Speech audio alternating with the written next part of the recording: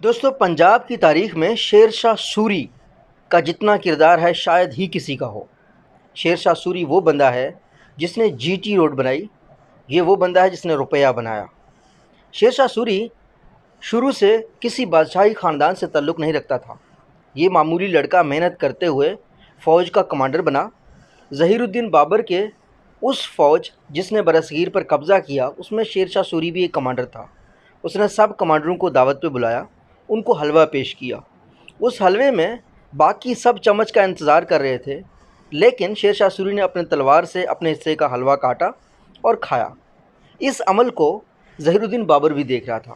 اس نے اپنے وزیر کو کہا کہ اس بندے کو یہاں سے نکلتے ہی مار دو، کیونکہ یہ بندہ ہر موقع کا فائدہ اٹھاتا ہے۔